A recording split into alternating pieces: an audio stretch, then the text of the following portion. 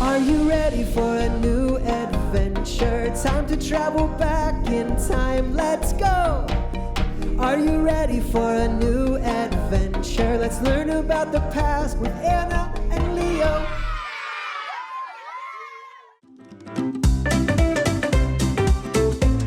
Hi friends! Welcome to Unlock This, a podcast from Honest History, where we join our friends Anna, Leo, and Percy on adventures through time and uncover some really cool stories along the way. My name is William. I'm 6 years old, and I love learning about history, especially new stories that I don't hear about in school. I can't wait for today's story, and I think you're gonna love it too. So let's dive in.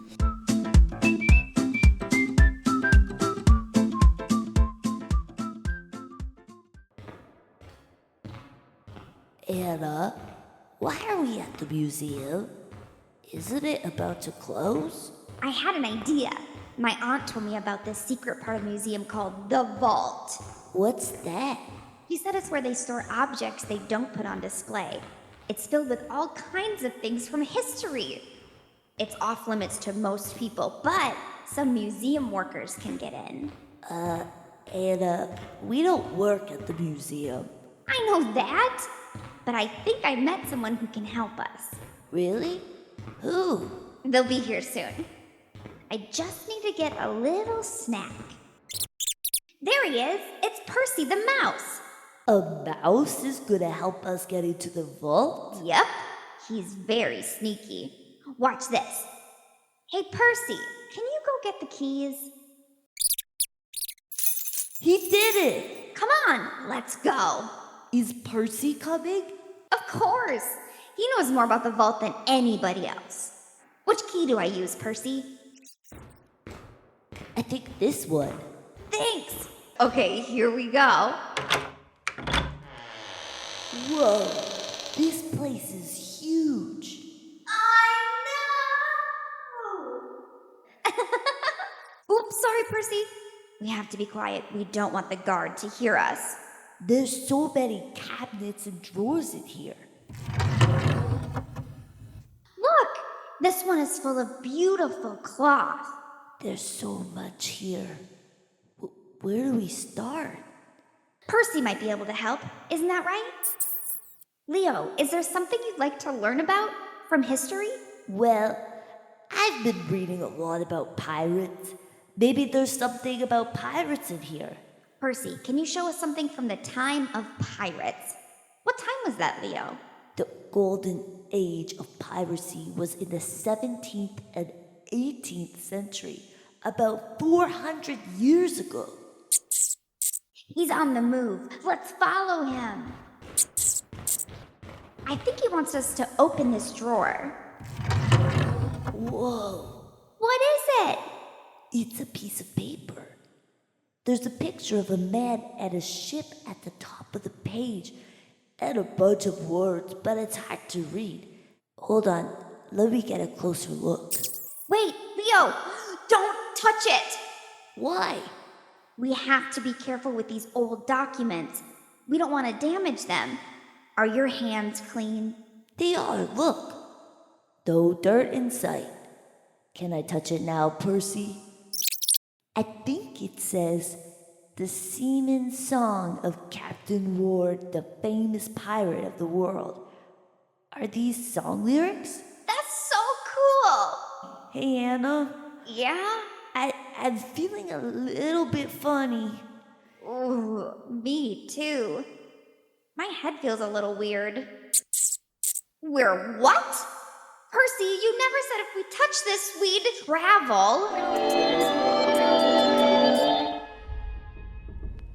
Where are we? Leo, do you see what I see? Depends. Do you see the ocean? A huge sail and a bunch of sailors who look like they haven't bathed in weeks? Yup. Leo, do you know what I'm thinking? What? I think we're on a ship. Oh, sorry, sir. Anna, I don't think they can see us. Really? Look, I'm waving my hand in front of this person's face. Nothing. There's a man standing over the helm. Do you think he's the captain? Captain Ward, the day is clear. No storms ahead. Ready yourselves, men. Anna, do you know who that is? No. Should I? It's John Ward, the fearsome Barbary pirate. He was born around 1553, which means we're currently in the 1600s. Really?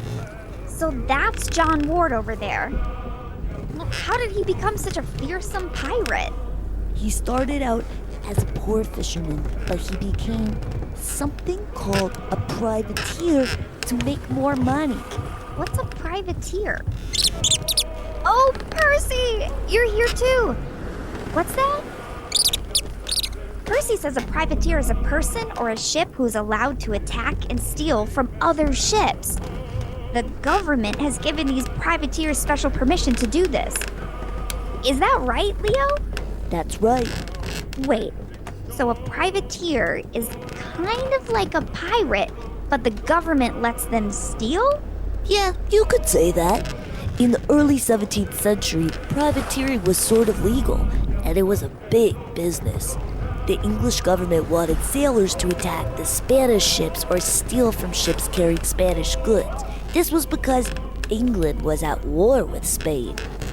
Let's say an English privateer was out on the ocean, like we are now.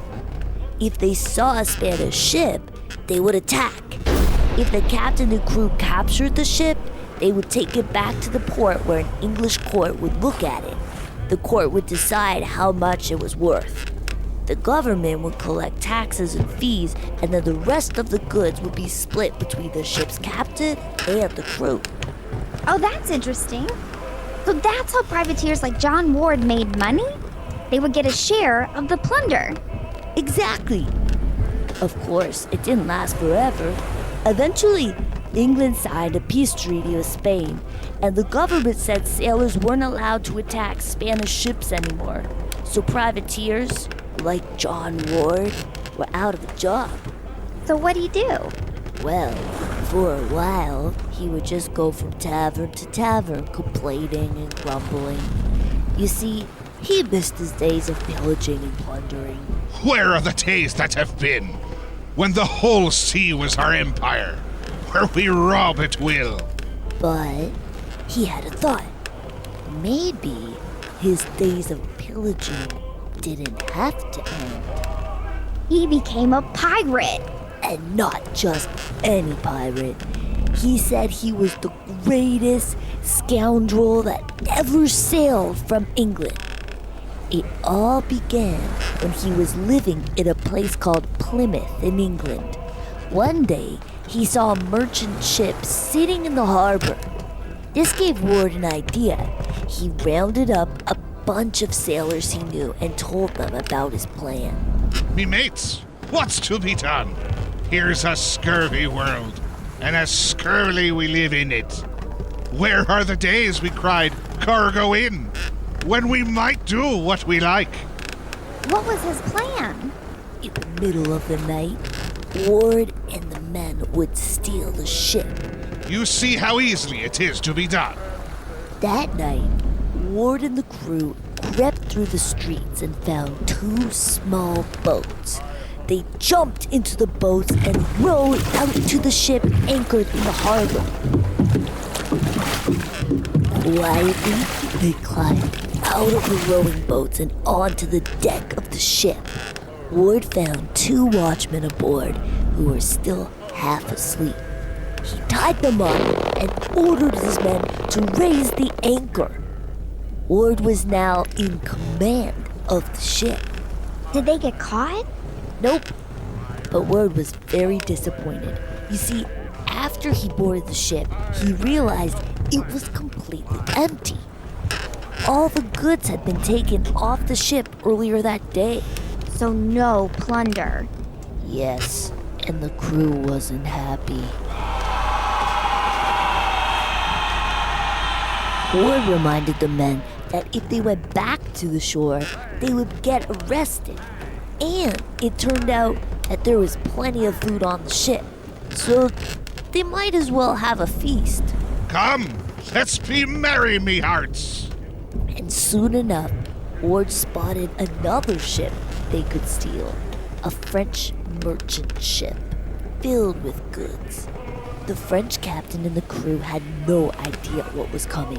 When they got close enough, Ward and his men threw hooks tied to ropes onto the merchant ship and pulled it in.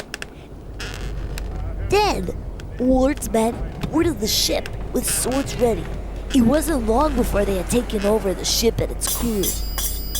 This was Ward's first real prize. He captured many more ships after that. So we must be on one of John Ward's ships now, with his crew. We are, and by the looks of it, I'd say we're nowhere near England. Look how blue this water is. I think we're sailing in the Mediterranean Sea.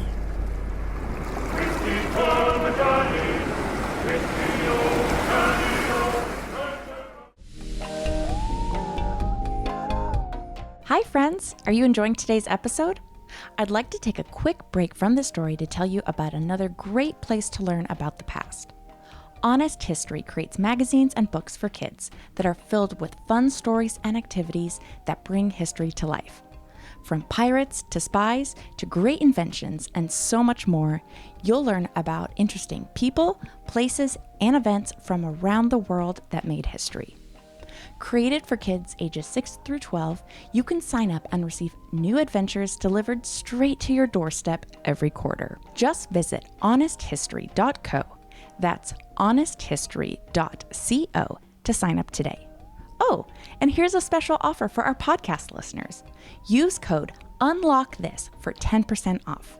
Again, that special code is UNLOCKTHIS. Okay, let's get back to the story.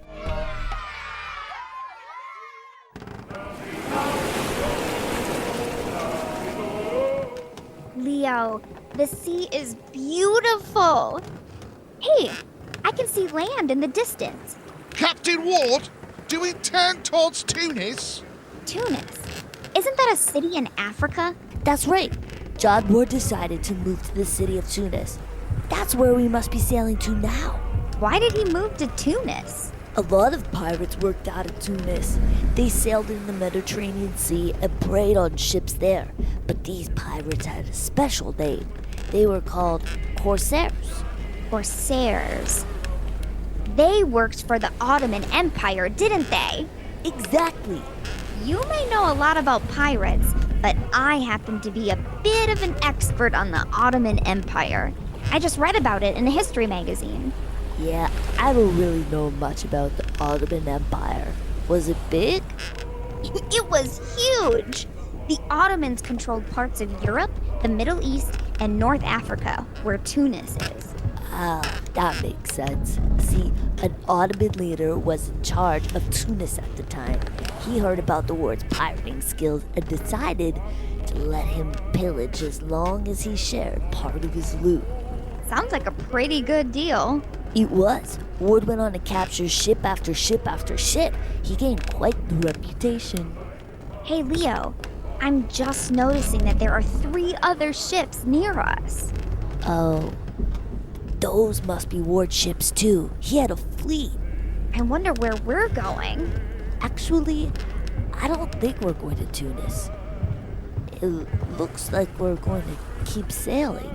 But wait, do you see that big ship in front of us? It's enormous! I have a feeling that that's where we're headed. Make ready the cannons! Uh-oh. Fire! They hit the other ship!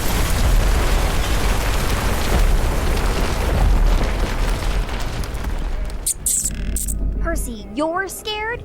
You're the one who got us into this mess! Anna, take cover! They're gonna fire back! Fire! They hit it again! Look! The other ship is on fire! Ward's men look like they're getting ready to board. I can hear the captain on the other ship. What is he saying? Percy says he's telling Ward to surrender or fight. Something tells me Ward is going to fight. Look! Ward just jumped onto the other ship! Tell me when it's all over. I can't look! I think it's over, Anna. Ward and his crew have captured the ship. Oh, that's enough sea battle for one day. Do you know what? I think we just saw the end of one of Ward's most famous battles. In 1607, he captured a Venetian ship carrying a lot of expensive goods. Things like cotton, silk, and indigo. That must have made him very rich. It did. Ward lived quite a fancy life in Tunis. People said he had a big mansion and 2 cooks. He even hired a person to taste food for him to make sure it was safe to eat. He lived like a prince rather than a pirate. That does sound fancy. But with all Ward's pillaging, he had made a lot of enemies. Ward needed protection, and the only person who might help him was the Ottoman leader of Tunis. And did he protect Ward? He did, on one condition. Ward and crew had to become subjects of the Ottoman Empire. To do this, they had to convert to Islam, the religion of the Ottoman Sultan. Ward even changed his name from John to the Arabic name Yusuf. So Captain Ward became an Ottoman corsair. And he lived the rest of his life in Tunis. You know, he really was the most famous pirate of the time. There were tons of poems and songs written about him. Songs? Hey, Leo, you know that piece of paper we found in the vault? I know what you're thinking. That piece of paper was one of those old songs about Captain Ward. Exactly. Anna, my head feels kind of funny again. Oh, me too. Wait, do you think we're traveling back to the museum vault? We did! We're back in the museum! Percy, will that happen every time we touch an object? We're gonna have to tell our friends about this, Anna. Maybe next time one of them can come with us. That's a great idea. We should start thinking about other people and places that we want to learn about. Hello? Is anyone there? It's the guard. We better get going. See you in a couple weeks, Percy. Bye, Percy. I can't wait for our next adventure. Welcome back. That sure was a great adventure. I don't know about you, but I'm gonna tell all my friends about this amazing story. That's all for now. But if you want to learn more, be sure to check out my favorite magazine for kids, Honest History. There's a ton of stuff to learn in each issue, and I love the fun activities and questions. Bye! This episode was narrated by Nikki and JoAnn Schinderle and written by Heidi Coburn. The production was read by Robot Pirate Media. To learn more about Honest History, visit us at honesthistory.co and follow for updates on social media.